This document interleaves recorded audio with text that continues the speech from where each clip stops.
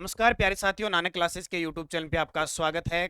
RPSC assistant professor की भर्ती आ चुकी है और लगातार आपको क्लास दे रहे हैं। तो आज की जो क्लास रहेगी 19 नंबर क्लास है और आज का टॉपिक है राजस्थान में जन जागृति व प्रजामंडल आंदोलन। पीछे किस प्रकार के क्वेश्चन आए हैं उसी के अकॉर्डिंग हम इस क्लास को लेके जाएंगे और खास करके आरपीएससी किस प्रकार के क्वेश्चन पूछती है। वैसे तो देखो राजस्थान जीके का कोई अंत नहीं है, बहुत ज़्यादा है, लेकिन हमें फिक्स उतना ही मैटर पढ़ना है जितना परीक्षा की दृष्टि से इंपॉर्टेंट है। और ये जो जितना भी मैं सोर्स ले रहा हूँ ये लगभग 6 से लेकर 12 तक की जो पुस्तक है उसके अंदर प्रजामंडल जहां भी दिया हुआ है वो पढ़ेंगे। और मैं आपको बता भी देता हूँ हमारी बाजार में पुस्तक उपलब्ध है, एक छोटी सी प्यारी सी पुस्तक है, वन लाइनर पुस्तक है, 6 से 12 आरबीएससी की। ये पुस्तक आप जरूर बाजार से लीजिए या ऑनलाइन ऑफलाइन दोनों ही इसकी सुविधा है। अगर इस पुस्तक को आप ऑनलाइन लेना चाहते हैं तो 80 580 22 001 पर इस नंबर पे संपर्क करके आप ये पुस्तक डाक के माध्यम से घर बैठे मंगवा सकते हैं। तो ज़्यादातर पीछे आरपीएससी सेकंड ग्रेड देखा था, फर्स्ट ग्रेड देखा था, कॉलेज लेक्चरर, लगभग इसी पुस्तक में से क्वेश्चन बहुत सारे आए हैं, तो आप भी इसका फायदा उठा सकते हैं। तो स्टार्ट करें। आज का टॉपिक रहेगा प्रजामंडल आंदोलन। पहला प्रश्न देखिए, और इससे पहले मैं बता देता हूँ एक पुस्तक अपनी बाजार में उपलब्ध हो चुकी है, राजस्थान करंट अफेयर्स की, जनवरी से जून 2030 की। इसमें 2023 की जून से जनवरी से जून, इसमें योजना, पुरस्कार, वन नीति, आर्थिक समीक्षा, जो भी आपके मैटर आता है वो सारा उपलब्ध है ऑनलाइन ऑफलाइन। पहला प्रश्न देखो, 1888 में कांग्रेस के किस अधिवेशन में अजमेर के गोपीनाथ माथुर किशनलाल व हरविलास शारदा राज्य के प्रतिनिधि के रूप में बनकर गए थे? त्रिपुरा अधिवेशन, इलाहाबाद अधिवेशन, अमृतसर अधिवेशन या दिल्ली अधिवेशन? तो इलाहाबाद अधिवेशन के अंदर 1888 में कांग्रेस, देखो कांग्रेस की स्थापना हुई थी 1885 के अंदर। उसके बाद लगातार इसमें अधिवेशन हुए थे। व्योमेश चंद्र बनर्जी पहले इसके अध्यक्ष थे। आपको ये पढ़ने नहीं है क्योंकि आपको राजस्थान से रिलेटिव पढ़नी है। तो कांग्रेस के किस अधिवेशन में अजमेर के गोपीनाथ माथुर थे, किशनलाल व हरविलास शारदा राज्य के प्रतिनिधि के रूप में बनकर गए थे? इलाहाबाद अधिवेशन। राजपुताना मध्य भारत सभा नामक राजनीति संस्था की स्थापना गणेश शंकर विद्यार्थी, विजय सिंह पथिक, जमनालाल बजाज, चांदकर्ण शारदा, गिरधर शर्मा, स्वामी नरसिंह देव सरस्वती ने कहां पर की? तो कहां पे की? ये इसका यहाँ पे ऑप्शन थोड़ा उल्टा कर दिया। इसका उत्तर यहाँ से लगेगा, ये दिल्ली चांदनी चौक स्थित मारवाड़ी पुस्तकालय। ए ऑप्शन यहाँ हो जाएगा, बी यहाँ हो जाएगा, सी यहाँ हो जाएगा। तो इसका जो सही जवाब है वो हो जाएगा एक, दिल्ली। ये ए ऑप्शन है, दिल्ली चांदनी चौक स्थित मारवाड़ी पुस्तकालय। क्या कह रहा है? राजपुताना मध्य भारत सभा की स्थापना हुई थी 1918 के अंदर, कई जगह 1919 भी लिखा आता है, 1918। राजपुताना मध्य भारत सभा के हुए अधिवेशन के बारे में कथन बताइए। राजपुताना मध्य भारत सभा के हुए अधिवेशनों के बारे में कथन बताइए। देखो इसका दूसरा अधिवेशन दिसंबर 1919 अमृतसर में, तीसरा अधिवेशन मार्च 1920 अजमेर में, चौथा अधिवेशन दिसंबर 1920 नागपुर में। इसका उत्तर क्या हो जाएगा? उपयुक्त सभी सत्य है। और ये असिस्टेंट प्रोफेसर की टेस्ट सीरीज चल रही है अभी 499 रुपये में पूरे सिलेबस के अकॉर्डिंग, और कल इसका पहला टेस्ट होने जा रहा है। पूरे सिलेबस के आधार पर यह टेस्ट सीरीज है और टॉपिक वाइज टेस्ट सीरीज है। और एक और आपको बता देता हूँ, इस टेस्ट की एक खासियत रहेगी, जो भी आपको टेस्ट मिलेगा उस टेस्ट की विद आंसर टॉपिक की पीडीएफ भी मिलेगी। आप प्रिंट निकाल के भी उसको पढ़ सकते हैं, इसकी पीडीएफ भी आपको उपलब्ध होगी। ठीक है, तो गूगल प्ले स्टोर पे जाइए और ये टेस्ट सीरीज ओपन कीजिए।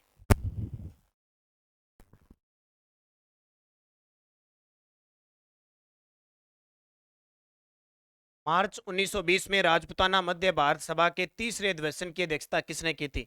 देखो राजपुताना मध्य भारत की मार्च 1920 में तीसरा जो अधिवेशन हुआ था उसकी अध्यक्षता किसने की थी? और ये पिछले प्रश्न में हमने देखा तीसरा अधिवेशन मार्च 1920 में अजमेर के अंदर हुआ था। तो अजमेर के अंदर जो अध्यक्षता की थी वो जमनालाल बजाज ने की थी। किसने? जमनालाल बजाज के द्वारा। ये प्रश्न सीधे सीधे पढ़ लेना, आज तक के एग्जाम में पूछे गए, और 6 से 12 की जो पुस्तक है उसके अंदर से क्वेश्चन निकाले गए, तो इनको सीधा सीधा आप पढ़ सकते हो। दिसंबर 1920 में राजपुताना मध्य भारत सभा के चौथे अधिवेशन नागपुर में निर्वाचित हुए अध्यक्ष नरसिंह चिंतामणि केलकर जब नागपुर नहीं पहुंच पाए तो उसकी अध्यक्षता किसने की थी? देखो नरसिंह चिंतामणि को इसमें अध्यक्ष बनाया गया था, लेकिन वो नागपुर नहीं पहुंच पाए तो उसकी अध्यक्षता फिर किसने की थी? गणेश नारायण सोमाजी ने। गणेश नारायण सोमाजी ने। विजय सिंह पथिक, रामनारायण चौधरी तथा हरिबाई किंकर ने मिलकर वर्धा में राजस्थान सेवा संघ की स्थापना कब की? ये प्रश्न पेपर में आता ही आता है। तो 1919 को। वर्धा कहां पे? महाराष्ट्र के अंदर है। वर्धा महाराष्ट्र में। ये प्रश्न आता ही आता है कि राजस्थान सेवा संघ की स्थापना कब हुई। पहला प्रश्न तो ये कि कब हुई? 1919 को। कहाँ हुई? वर्धा महाराष्ट्र में। किसने की? तो मैन आते हैं विजय सिंह पथिक, इसके अलावा रामनारायण चौधरी, हरिभाई किंकर। और आपसे पूछे कि 1920 में इसको स्थानांतरित करके इसका कार्यालय कहां स्थापित कर दिया? अजमेर के अंदर। इनको भी याद रखना है। राजस्थान के राजनीतिज्ञ व क्रांतिकारी भंवरलाल सराफ का संबंध किस प्रजामंडल के प्रथम अध्यक्ष बने थे? तो भंवरलाल सराफ बने थे जोधपुर प्रजामंडल की। तो जोधपुर प्रजामंडल की स्थापना 1934 में जयनारायण व्यास ने की थी। जयनारायण व्यास ने की थी। ठीक है, जोधपुर प्रजामंडल की स्थापना 1934 में जयनारायण व्यास ने की थी। इसके प्रथम अध्यक्ष कौन बने थे? भंवरलाल सराफ। अंग्रेजों की राय बहादुर की उपाधि लौटाने वाले जयपुर के क्रांतिकारी कौन थे? देखो, अंग्रेजों ने राय बहादुर की उपाधि दी थी किसको? जमनालाल बजाज को। और जब 1919 जलियांवाला बाग हत्याकांड हुआ, 1919 में जलियांवाला बाग हत्याकांड हुआ, उसके उपलक्ष्य में महात्मा गांधी ने और इधर अपने राजस्थान के जमनालाल बजाज जो सीकर के हैं, राय बहादुर की उपाधि इन्होंने त्याग दी थी। और जमनालाल बजाज को महात्मा गांधी के 5वें पुत्र कहा जाता है। 15 मार्च 1921 को अजमेर में द्वितीय राजनीतिक सम्मेलन की अध्यक्षता किसने की, जिसमें मोतीलाल नेहरू भी उपस्थित थे? 15 मार्च 1921 को अजमेर के अंदर द्वितीय राजनीतिक सम्मेलन हुआ, उसकी अध्यक्षता किसने की, जिसमें मोतीलाल नेहरू भी शामिल थे? तो कौन है? मौलाना शौकत अली। कौन? मौलाना शौकत अली। अंग्रेजों ने जर्मनी से संधि वार्ता में भाग लेने के लिए भारत के प्रतिनिधि करने हेतु पेरिस किसे भेजा? तो अंग्रेजों ने जर्मनी से संधि वार्ता करने के लिए बीकानेर के शासक गंगा सिंह को भेजा था। और गंगा सिंह, मैं बता देता हूं, गंगा सिंह गोलमेज सम्मेलन में भी अपने प्रतिनिधि के रूप में भाग लेते हैं। गोलमेज सम्मेलन भी हुआ था 1930, 1931 और 1932। 3 गोलमेज सम्मेलन हुए थे, उसमें गंगा सिंह ने अपना प्रतिनिधि भेजा था। 1921 में नरेंद्र मंडल की स्थापना किसने की, जिसकी अध्यक्षता वायसराय ने की थी? 1921 के अंदर एक नरेंद्र मंडल की स्थापना हुई थी, किसने की थी, जिसकी अध्यक्षता उस समय वायसराय ने की थी? गंगा सिंह ने। गंगा सिंह जिसे आधुनिक राजस्थान का भागीरथ कहा जाता है। स्वदेशी वस्त्र पहनने तथा तिलक स्वराज्य कोष में चंदा देने के कारण राजस्थान की किस रियासत के राजा ने शिव मूर्ति सिंह, संपूर्णानंद और आनंद वर्मा को सरकारी नौकरी से निलंबित कर दिया था? ठीक है, तो किसने कर दिया? बीकानेर के शासक गंगा सिंह ने। किस रियासत ने पूछे? अब ये प्रश्न सारे कक्षा आरबीएससी बुक कक्षा 9 की पुस्तक के अंदर ये सारे लिखे हैं ऐसे, फिर हम ढूंढते रहते हैं कि ये प्रश्न पता नहीं कहाँ से आ गए। कक्षा 9 की पुस्तक से क्वेश्चन है, इसलिए तो मैं आपको कह रहा हूँ वो पुस्तक बाजार में उपलब्ध है, आप उसका अध्ययन कर सकते हो। आपको दिखाता हूँ, पहले भी मैंने दिखा दी, ये जरूर वन लाइनर ले लेना, ऑनलाइन सुविधा है इसकी, बड़ी गजब की बुक है ये, छोटी सी बुक है, प्यारी सी बुक है, आप इसे पढ़ सकते हैं, ऑनलाइन ऑर्डर इसका कर सकते हैं। उदयपुर महाराणा फतेह सिंह, उदयपुर महाराणा फतेह सिंह, उदयपुर महाराणा फतेह सिंह अंग्रेजों के कहने पर किसे 18 जुलाई 1921 को उदयपुर का शासन दे देते हैं? तो फतेह सिंह के बाद शासक कौन बनते हैं? भोपाल सिंह। कौन बनते हैं? उदयपुर महाराणा अंग्रेजों के कहने पर किसे 28 जुलाई को उदयपुर का शासन देते हैं? भोपाल सिंह को देते हैं। ये वही भोपाल सिंह है जो राजस्थान एकीकरण के महाराजा प्रमुख बनते हैं और तीसरे राज प्रमुख बनते हैं। फतेह सिंह के बाद शासक बने भोपाल सिंह ने अंग्रेज सरकार की इच्छा अनुसार मंत्रिमंडल बनाया, उसमें राजस्व विभाग किसे बनाया? और फतेह सिंह, हम पढ़ते हैं ना, बिजोलिया किसान आंदोलन के समय फतेह सिंह थे, तो जैसे अंग्रेज कहते थे अंग्रेज सरकार वैसे ही करता था। तो अंग्रेजों के कहने पर इसने अपनी मंत्रिमंडल बनाई और उसमें एक राजस्व विभाग था, तो किसे सौंपा गया? मिस्टर ट्रेंच को। ये वही ट्रेंच है डेंगू किसान आंदोलन वाला। बीकानेर में जन जागृति लाने वाले सर्वप्रथम चूरू के क्रांतिकारी कौन थे? बीकानेर में जन जागृति लाने वाले सर्वप्रथम चूरू के क्रांतिकारी कौन थे? तो स्वामी गोपाल दास। स्वामी गोपाल दास। और कल करंट की क्लास सुबह रोज आती है, उसमें मैंने बताया था कि चूरू का एक कन्या महाविद्यालय है, उसका नाम स्वामी गोपाल दास के नाम पर रखा गया है। 1936 में बीकानेर प्रजामंडल की स्थापना मग्गाराम वैद्य ने कहाँ की? तो 1936 के अंदर बीकानेर प्रजामंडल की स्थापना मग्गाराम वैद्य ने कलकत्ता में की थी। अब देखो, जोधपुर में जैसलमेर प्रजामंडल की स्थापना हुई, ठीक है। भिवाड़ी में भरतपुर प्रजामंडल की स्थापना हुई, सॉरी रेवाड़ी के अंदर, भिवाड़ी में नहीं। और बंबई में सिरोही प्रजामंडल की स्थापना हुई। सिरोही प्रजामंडल की स्थापना कहाँ हुई? बंबई में। और रेवाड़ी के अंदर हुई भरतपुर प्रजामंडल की स्थापना। और जैसलमेर प्रजामंडल की स्थापना जोधपुर में। 4 ऐसे प्रजामंडल थे जिनकी स्थापना अपने स्थान से दूसरे स्थान पे हुई थी, ठीक है। और बीकानेर प्रजामंडल बिरबल दिवस से संबंधित है। किस वर्ष बीकानेर एक्ट पास करके द्विसदनीय व्यवस्थापिका, राज्यसभा व धारासभा, हाईकोर्ट व लोक सेवा आयोग की स्थापना की गई? तो कब? 1947 के अंदर। 28 अप्रैल 1947 को बीकानेर प्रतिनिधि के रूप में किसे संविधान निर्मात्री सभा में प्रशासनिक अधिकारी के रूप में नियुक्त किया? तो ये बड़ा गजब प्रश्न है। के.एम. पणिकर को, के.एम. पणिकर को। भारत के संविधान निर्माण में बीकानेर से प्रत्यक्ष तौर पर सदस्य के रूप में कौन भाग लिया? देखो, भारतीय संविधान निर्माण होता बीकानेर में, किसने भाग लिया? तो जसवंत सिंह ने। संविधान निर्माण में बीकानेर से प्रत्यक्ष तौर पर किसने भाग लिया था? जसवंत सिंह ने।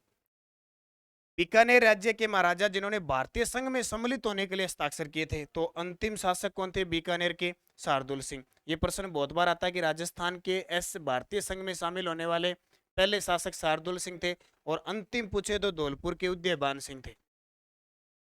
अंतिम पूछे तो धौलपुर के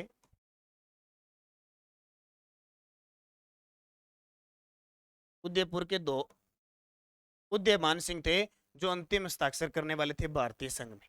दोनों याद रखना। जैसलमेर प्रजामंडल के बारे में असत्य कथन बताइए। जैसलमेर प्रजामंडल के बारे में असत्य। देखो, जैसलमेर का पहला समाचार पत्र विजय 1920 में प्रारंभ हुआ, बिल्कुल सही है। 1932 में माहेश्वरी समाज नवयुग मंडल का गठन किया गया, ये भी सही है। 1945 में मीठालाल व्यास ने जोधपुर में जैसलमेर प्रजामंडल की स्थापना की। और जैसलमेर रियासत का विलय संयुक्त राजस्थान के तीसरे चरण में हुआ, ये गलत। जैसलमेर रियासत का विलय संयुक्त राजस्थान के तीसरे चरण में नहीं हुआ था, बल्कि संयुक्त बृहत राजस्थान, ये चरण था चौथा। चरण कौन सा था? चौथा था। और चौथा चरण कब हुआ? 30 मार्च 1949 को ये क्या बना था? यहाँ पे वृहत राजस्थान बना था, ठीक है। क्या बना था? वृहत राजस्थान। वृहत राजस्थान बना, चौथा चरण 30 मार्च 1949 को, तो ये गलत हो गया। 24 अप्रैल 1938 को मेवाड़ प्रजामंडल की स्थापना किसने की? 24 अप्रैल 1938 फिक्स तारीख आती है। मेवाड़ प्रजामंडल की स्थापना माणिक्यलाल वर्मा ने की थी, जबकि इसकी प्रथम अध्यक्ष थे बलवंत सिंह मेहता। आपसे पूछे प्रथम अध्यक्ष कौन थे? बलवंत सिंह मेहता। 1938 में मेवाड़ प्रजामंडल की स्थापना के बाद मेवाड़ के प्रधानमंत्री धर्मनारायण ने किसे गैर कानूनी संस्था घोषित किया, और बाद में इस पर प्रतिबंध कब हटाया? तो इस पे देखो, 1938 में मेवाड़ प्रजामंडल की स्थापना के बाद मेवाड़ प्रधानमंत्री धर्मनारायण ने इसे गैर कानूनी घोषित कर दिया था, तो प्रतिबंध कब हटाया? 1941 को।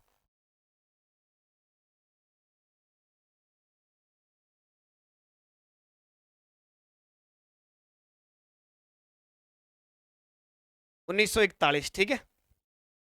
जब मेवाड़ प्रजामंडल पर प्रतिबंध लगा, तब माणिक्यलाल वर्मा मेवाड़ छोड़कर कहां चले गए? 1938 में प्रतिबंध लगा, और तो मेवाड़ छोड़कर कहां चले गए? वो अजमेर चले गए। कहां पे? मेवाड़ छोड़कर अजमेर चले गए। क्योंकि जब क्रांतिकारी ऐसे होते हैं, तो एक बार जो प्रमुख नेता होता है उसे एक बार थोड़ा सा भूमिगत होना पड़ता था। निम्न में से एक असत्य कथन बताओ। असत्य कथन।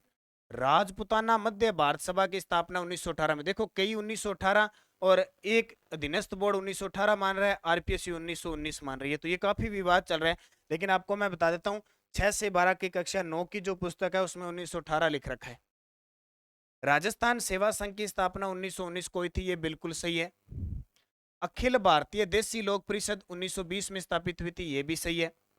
हरिपुरा का कांग्रेस अधिवेशन 1936 में हुआ था, ये गलत है। हरिपुरा कांग्रेस जो अधिवेशन हुआ था 1936 में नहीं हुआ था, तो डी हो जाए। आगे प्रश्न आएगा, आप कमेंट करके मुझे बताओ हरिपुरा कांग्रेस अधिवेशन कब हुआ। आगे प्रश्न आएगा उसमें मैं आपको बताऊंगा। 1931 में गठित जयपुर प्रजामंडल राजनीति में प्रवेश कब किया? देखो 1921 के अंदर जयपुर प्रजामंडल की स्थापना कपूर चंद पाटनी ने की, कपूर चंद पाटनी ने, लेकिन इसे अवैध घोषित कर दिया गया। और बाद में ये कब आया? 1938 में। कब?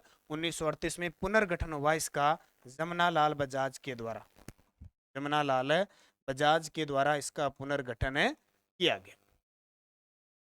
प्रजामंडल की स्थापना के बारे में असत्य कथन बताओ। देखो मारवाड़ प्रजामंडल की स्थापना 1934, सही है। उदयपुर प्रजामंडल की स्थापना 1939, ये गलत है, क्योंकि उदयपुर प्रजामंडल की स्थापना 1938 में हुई। कोटा प्रजामंडल की स्थापना 1938 में हुई, और बीकानेर प्रजामंडल की स्थापना 1936 में। तो 3 नंबर गलत हो जाए। प्रजामंडल की स्थापना के बारे में असत्य बताओ। जैसलमेर प्रजामंडल 1945, बिल्कुल। सिरोही प्रजामंडल 1939, ये भी सही है। भरतपुर प्रजामंडल 1946, ये गलत है, 1938 में हुई थी। और अलवर प्रजामंडल 1938, ये भी सही है। सी नंबर गलत हो जाएगा। या हो सकता है प्रजामंडल से सिंपल सा प्रश्न आ जाए, आपको सन पूछ ले, या इनका अध्यक्ष पूछ ले, या फिर जिसने स्थापना की थी। राजस्थान में जन आंदोलन सर्वप्रथम किस रियासत से प्रारंभ हुआ था? राजस्थान में जन आंदोलन सबसे पहले जोधपुर रियासत से प्रारंभ हुआ था। कहां से? जोधपुर से। मारवाड़ लोक परिषद को कब गैर कानूनी घोषित किया गया था? मारवाड़ लोक परिषद को, क्योंकि मारवाड़ लोक परिषद की स्थापना होती है मई 1938 को, और मार्च 1940 को इसको गैर कानूनी घोषित किया गया था। मारवाड़ रियासत में सुभाष चंद्र बोस का आगमन कब हुआ? मारवाड़ रियासत में सुभाष चंद्र बोस का आगमन कब हुआ? जनवरी 1938 को, जनवरी 1938 को। फूलचंद बाफना, शिवदयाल, तुलसीदास राठी किस लोक परिषद के डिटेक्टर थे जिन्हें गिरफ्तार किया गया था? ये कहां के? मारवाड़ के। रमा देवी, कृष्णा कुमारी, दयावंती, सावित्री देवी माथुर, सूरज देवी माथुर का संबंध किस प्रजामंडल से है? ये महिलाएं जरूर याद रख लेना भाई। कौन कौन सी? रमा देवी, कृष्णा कुमारी, दयावंती, सावित्री देवी माथुर, सूरज देवी माथुर का संबंध किस प्रजामंडल से है? तो इनका संबंध किस प्रजामंडल से है? देखो कृष्णा कुमारी हो गया, रमा देवी हो गया, दयावंती, सावित्री देवी। तो इनका संबंध देखो इतना याद रखना, जोधपुर सूर्य नगरी, सूरज तपता है सूर्य नगरी। जून 1947 में जोधपुर के महाराजा उमेद सिंह की मृत्यु के बाद नए शासक कौन बने थे? तो उमेद सिंह के बाद लास्ट शासक आते हैं हनूत सिंह। हनूत सिंह कह दो या हनुवंत सिंह। ये वही हनुवंत सिंह है जो पाकिस्तान में मिलना चाहता था। कहाँ मिलना चाहता था? पाकिस्तान में। इसको बाद में कोई पद ही नहीं दिया था। राजस्थान में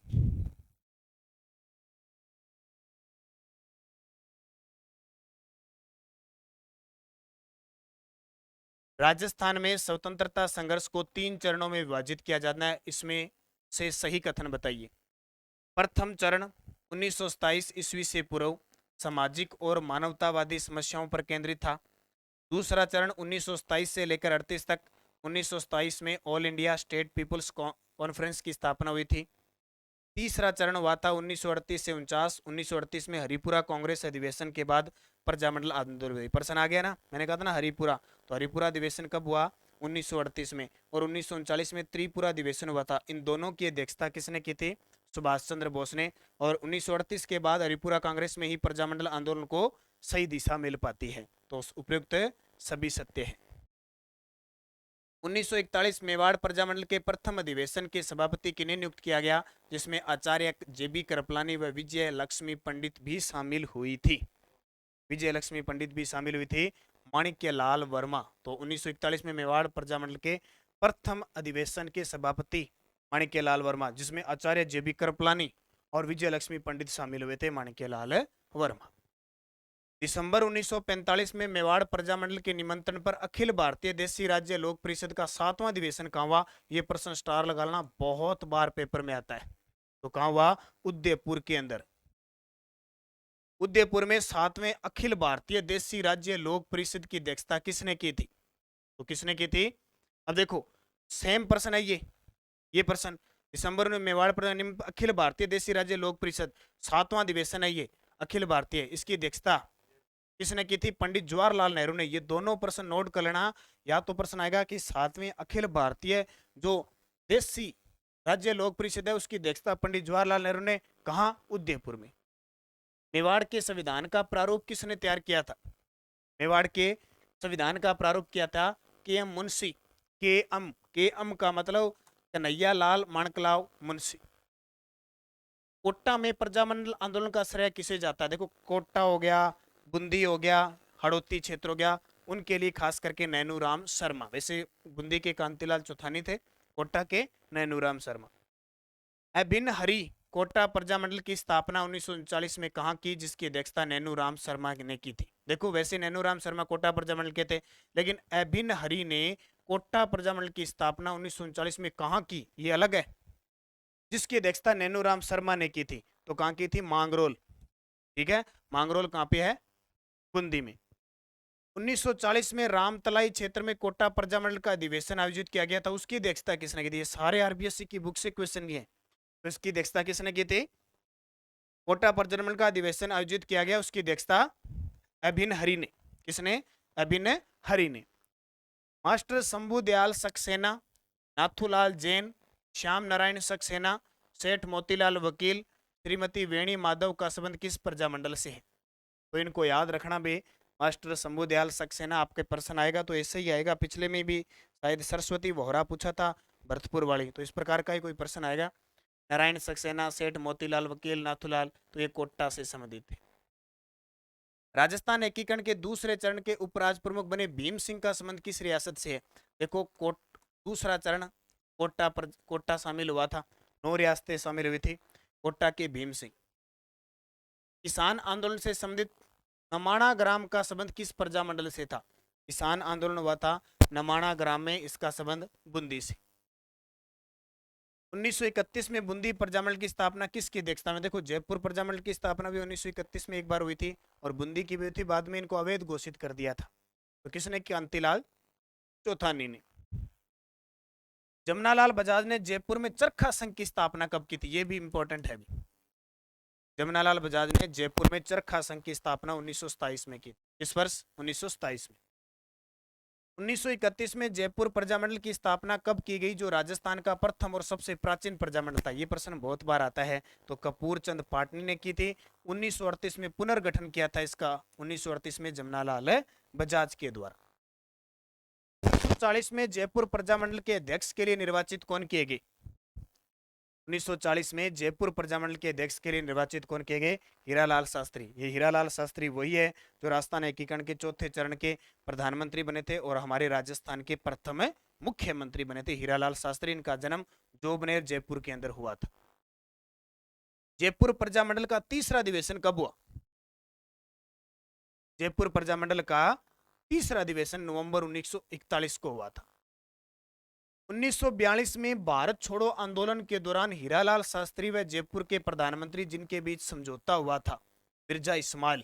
ठीक है, मिर्जा इस्माइल और हीरालाल शास्त्री के बीच समझौता हुआ कि हम भारत छोड़ो आंदोलन में भाग नहीं लेंगे। इस कारण 1942 में आजाद मोर्चे का गठन हुआ था। ठीक है, आजाद मोर्चे का गठन हुआ था। और ये टेस्ट सीरीज मैं आपको बता रहा हूँ 499 रुपए की है। संपूर्ण अध्ययन पर, सामान्य अध्ययन पेपर 3 के लिए संपूर्ण सिलेबस पर आधारित है। कल पहला इसका टेस्ट होगा और हर टेस्ट की पीडीएफ मिलेगी विद आंसर। पीडीएफ इसका प्रिंट आप निकाल सकते हो। हर टेस्ट जो होगा इसकी पीडीएफ मिलेगी। बहुत सारे विद्यार्थियों की दिक्कत आती है कि हम मोबाइल में नहीं देख सकते या टेस्ट नहीं दे सकते, तो आप प्रिंट निकाल के उसका टेस्ट दें, आपको मिलेगी। प्ले स्टोर से डाउनलोड करो नानक क्लासेज ऐप और ये टेस्ट सीरीज ज्वाइन करो, आपके लिए बहुत इंपॉर्टेंट है। करंट इसमें पीडीएफ मिलेगी। और एक और बता देता हूँ, कोई विद्यार्थी अगर कोई विद्यार्थी करंट अफेयर्स की पीडीएफ लेना चाहता है जनवरी से लेकर जनवरी टू जून 2023, अब वर्तमान में 2023 तक है। अगर कोई बुक भी है हमारी बाजार में, अगर कोई पीडीएफ लेना चाहता है, अगर पीडीएफ आप, क्योंकि उसका प्रिंट निकाल सकते हो अगर आपके पास बुक की सुविधा नहीं है, तो भी मैं आपको बता देता हूँ 84 260 35,805। इस नंबर पे आप 50 रुपये पे कीजिए और इस पे स्क्रीनशॉट डाल के व्हाट्सएप से पीडीएफ भी प्राप्त कर सकते हो। पर मंथ 10 रुपये चार्ज होता है वैसे, तो ये पीडीएफ भी आप प्रिंट निकाल सकते हो, पूरा फैक्ट के साथ है राजस्थान करंट। जब जयपुर प्रजामंडल ने भारत छोड़ो आंदोलन में भाग नहीं लिया तो किसके नेतृत्व में आजाद मोर्चे का गठन 1942 में हुआ? ये प्रश्न भी पेपर में आता है कि किस रियासत ने भारत छोड़ो आंदोलन में भाग नहीं लिया था तब आजाद मोर्चे का गठन हुआ था? तो 1942 में मोहनदास बकना, बाबा हरिश्चंद्र, तो बाबा हरिश्चंद्र ने किया था। हालांकि 1945 में वापिस ही जयपुर प्रजामंडल में मिल गए थे।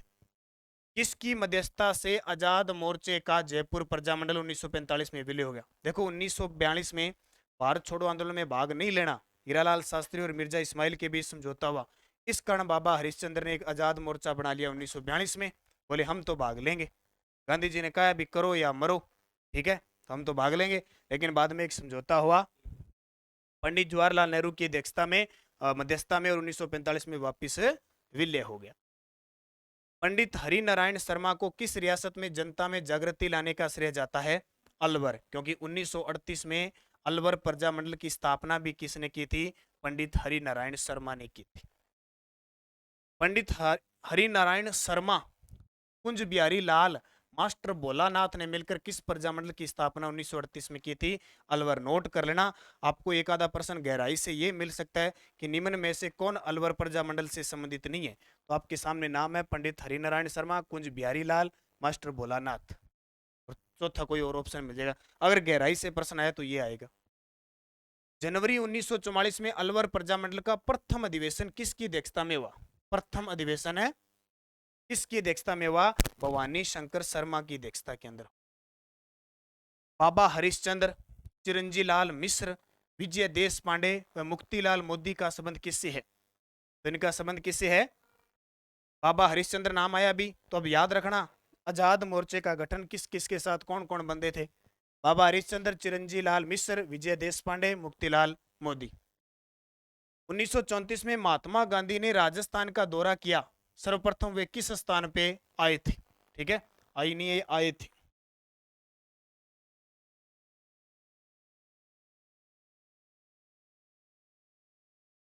ठीक है, तो सबसे पहले अजमेर आए थे। अलवर के दीवान, ये भी बड़ा गजब प्रश्न है। अलवर के दीवान जिन्हें महात्मा गांधी की हत्या में मिली भगती होने के कारण संदेह के कारण हटाया गया था, कि 1948 में महात्मा गांधी की मृत्यु हुई तो उस समय अलवर के शासक तेज सिंह थे और दीवान कौन थे? NB खरे। इन पे संदेह जा रहा था तो इनको हटाया गया था। भरतपुर के शासक जिन्होंने हिंदी को राजभाषा का दर्जा दिया और गांव व नगरों में स्वायत्त शासी संस्थाओं को विकसित किया। भरतपुर के शासक जिन्होंने हिंदी को राजभाषा का दर्जा दिया और गांव व नगरों में स्वायत्त शासी संस्थाओं को विकसित किया, तो ये किसको किया? किशन सिंह। और मैं आपको बताता हूँ कल से 1 जुलाई को जो टेस्ट होगा वो टेस्ट आपको यूट्यूब पर भी मैं उपलब्ध करवाऊंगा, उसकी पूरी सार अच्छे तरीके से, तो वो वहां भी देख सकते हो। राजस्थान एकीकरण के समय जाट झंडा खतरे में है, नारा किसने दिया था? जाट झंडा है वो खतरे में है, ये मान सिंह ने किया। क्योंकि अलवर, क्योंकि धौलपुर और भरतपुर जाट रियासत थी और उस समय ये कह रहे थे कि हमें स्वतंत्र रहना है, कोई उत्तर प्रदेश में मिलना चाहता है, और धौलपुर के तो भगवंत सिंह लास्ट में भारतीय संघ में शामिल हुए थे। 1938 में भरतपुर प्रजामंडल की स्थापना गोपीलाल यादव और मास्टर आदित्यनाथ के द्वारा कहाँ की गई? आ गया ना प्रश्न? रेवाड़ी। रेवाड़ी कहाँ पे? हरियाणा में। तो 4 ऐसे प्रजामंडल है जिनकी स्थापना बाहर हुई, जैसे कलकत्ता में बीकानेर की, बंबई था उस समय, वहां सिरोही की। भरतपुर प्रजामंडल के प्रथम अध्यक्ष किसे बनाया? देखो कंफ्यूज मत होना, बहुत सारे प्रजामंडल है उनकी अध्यक्ष, उसके संस्थापक अलग है और अध्यक्षता अलग की थी। जैसे भरतपुर प्रजामंडल की स्थापना 1938 में गोपीलाल यादव ने की थी, गोपीलाल यादव। लेकिन इसकी अध्यक्षता किसने की? इसकी अध्यक्षता, तो अब कई ऐसे प्रजामंडल आपको ऐसे मिलेंगे जिसकी अध्यक्षता भी उसी ने की थी और संस्थापक भी वही था। 30 दिसंबर 1940 को भरतपुर प्रजा परिषद का पहला सम्मेलन किसकी अध्यक्षता में हुआ? 30 दिसंबर 1940 को। देखो भरतपुर प्रजा परिषद कहां भरतपुर रह गया, और जयनारायण जी मारवाड़ के थे वहीं पहुंच गए। भरतपुर प्रजा परिषद का दूसरा अधिवेशन 23 मई 1945 को कहां आयोजित किया गया? भरतपुर प्रजा परिषद का, तो ये बयाना, बयाना कहां पे? भरतपुर में। ब्रज जनप्रतिनिधि समिति का गठन कब किया गया, जिसके नेता जुगल किशोर चतुर्वेदी व उपनेता मास्टर आदित्यनाथ बने थे? तो 1942 के अंदर। देखो नाम सुना होगा आपने, जुगल किशोर चतुर्वेदी। इन्हें राजस्थान का नेहरू कहते हैं। राजस्थान का युवा नेहरू या नेहरू कहा जाता है। 1936 में धौलपुर प्रजामंडल की स्थापना किसने की? तो कृष्णदत्त पालीवाल ने धौलपुर प्रजामंडल की स्थापना, और कांतिलाल चौथानी ने बूंदी प्रजामंडल की स्थापना, त्रिलोकचंद माथुर ने करौली प्रजामंडल की स्थापना की थी। ये ध्यान रखना। और चुन्नीलाल प्रभाकर और अमृतलाल ने प्रतापगढ़ प्रजामंडल की स्थापना की थी। स्वामी श्रद्धानंद को किस रियासत में जन चेतना का कार्य करने के लिए जाना जाता है? स्वामी श्रद्धानंद को किस रियासत में जन चेतना का कार्य करने के लिए जाना जाता है? तो ये जाना जाता है धौलपुर। तसीमो कांड का संबंध किस प्रजामंडल से है? तसीमो कांड 1947 में हुआ था और इसका संबंध है धौलपुर से। छत्तर सिंह और पंचम सिंह इसमें शहीद हुए थे। कौन है? छत्तर सिंह व पंचम सिंह शहीद हुए। पूछे इनका संबंध किस कांड से है? तसीमो कांड से। कहां हुआ? धौलपुर के। 1938 में त्रिलोकचंद माथुर, चिरंजी लाल शर्मा और मान सिंह ने किस प्रजामंडल की स्थापना की थी? तो त्रिलोकचंद माथुर का नाम है मुंशी त्रिलोकचंद, करौली प्रजामंडल की स्थापना की थी। उपेंद्र नाथ त्रिवेदी विनोद चंद्र के द्वारा 1943 में किस प्रजामंडल की स्थापना की थी? तो 1943 में बांसवाड़ा प्रजामंडल की स्थापना उपेंद्र नाथ त्रिवेदी और विनोद चंद्र के द्वारा बांसवाड़ा प्रजामंडल की स्थापना की गई। भोगीलाल पांड्या ने डूंगरपुर प्रजामंडल की स्थापना कब की? अब देखो भोगीलाल पांड्या ने डूंगरपुर प्रजामंडल की स्थापना वैसे 1944 ही आता है, लेकिन आरबीएससी की पुस्तक ने 1945 लिख रखा है। तो ऑप्शन में अगर आपके पास 44 नहीं है तो आपका उत्तर क्या करोगे? 45 कर देना, ये बुक बता रही। अमृतलाल पाठक और चुन्नीलाल प्रभाकर द्वारा 1945 में किस प्रजामंडल की स्थापना की गई? प्रतापगढ़ प्रजामंडल की स्थापना की। कब? 1945 में। गोकुल भाई भट्ट और वृद्धि शंकर त्रिवेदी ने सिरोही प्रजामंडल की स्थापना कब की? गोकुल भाई भट्ट, जिन्हें राजस्थान का गांधी कहते हैं, इन्होंने सिरोही प्रजामंडल की स्थापना 1939 में। और सिरोही प्रजामंडल की स्थापना हुई कहां पे? बंबई में। कहां हुई थी? बंबई के अंदर हुई थी। अमृतलाल पाठक और चुन्नीलाल वापिस आ गया प्रतापगढ़। गोकुल भाई भट्ट ये वापिस आ गया। सिरोही प्रजामंडल की स्थापना 1939। सुशीला और भगवती का संबंध किस प्रजामंडल से? ये ताजा अभी 2021 और 22 के क्वेश्चन में आए हुए हैं। 2021 और 22 के पेपर में आए हैं। सुशीला और भगवती का संबंध किस प्रजामंडल से है? तो सुशीला और भगवती का संबंध मेवाड़ प्रजामंडल से। कन्हैयालाल मित्तल, मांगीलाल भव्य और मकबूल आलम किस राज्य प्रजामंडल से संबंधित थे? कन्हैयालाल मित्तल, मांगीलाल भव्य और मकबूल आलम झालावाड़। देखो झालावाड़ प्रजामंडल की स्थापना 1946 को हुई थी। ये राजस्थान की सबसे नवीन रियासत है। 1838 में अंग्रेजों द्वारा स्थापित थी, ठीक है। और ये लास्ट प्रजामंडल था, यानी सबसे नवीन और सबसे लास्ट प्रजामंडल था जिसकी स्थापना हुई 1946। कन्हैयालाल मित्तल और खास करके मांगीलाल भव्य इसमें शामिल थे। राजस्थान में राजनीतिक गतिविधियों के संचालन हेतु सर्वप्रथम किस राज्य में 1934 में प्रजामंडल की स्थापना की गई थी? तो ये थी जोधपुर के अंदर, क्योंकि इससे पहले हुई लेकिन वो अवैध घोषित की कर दी। नवंबर 1941 में मेवाड़ प्रजामंडल के प्रथम वार्षिक अधिवेशन का उद्घाटन किसने किया था? तो किसने किया था? आचार्य करपलानी ने। मेवाड़ प्रजामंडल का अस्थायी कार्यालय कहां स्थापित किया गया था? अस्थायी कार्यालय कहां स्थापित किया गया? तो अजमेर के अंदर स्थापित किया गया था मेवाड़ प्रजामंडल का अस्थायी कार्यालय। महिला नेता जिसे भरतपुर राज्य द्वारा भरतपुर प्रजामंडल के पंजीयन की मांग करने के कारण जेल में डाल दिया गया था, वह महिला नेता जिसने भरतपुर राज्य द्वारा भरतपुर प्रजामंडल के पंजीयन की मांग की थी, इसलिए उन्हें जेल में डाल दिया गया। कौन थी? कोकिला देवी। कौन थी? कोकिला देवी। नाथ द्वारा प्रजामंडल आंदोलन में किसकी सक्रिय भूमिका निभाई थी? ये नया प्रश्न है, नोट कर लेना। नाथ द्वारा प्रजामंडल आंदोलन में किसने सक्रिय भूमिका निभाई थी? तो किसने? श्रीमती गंगाबाई ने। जून 1941 में अलवर राज्य प्रजामंडल द्वारा आयोजित जागीर माफी प्रजा सम्मेलन राजगढ़ का उद्घाटन किसने किया? तो किसने किया? श्री सत्यदेव विद्यालंकार ने। ठीक है, ये थे इतने प्रश्न प्रजामंडल के मुख्य मुख्य जितने भी आए हुए क्वेश्चन मैंने आपको दिए। बाकी नानक क्लासेज ऐप में ये टेस्ट सीरीज चल रही है, आप ज्वाइन करना। असिस्टेंट प्रोफेसर है, पीटीआई है, सेकंड ग्रेड है, सारी की सारी हमारी test series Nanak classes app में है। निरंतर आपको इस प्रकार की क्लास मिलती रहेगी, आप जुड़े रहें। और आपका एग्जाम अक्टूबर के आसपास बता रहे हैं, तो हो सकता है तो उस हिसाब से आप प्ले लिस्ट है तो ये हमारी क्लास लगातार आप RPSC assistant professor play list देखिए, उसमें सारी क्लासें। धन्यवाद। जय हिंद, जय भारत, जय राजस्थान।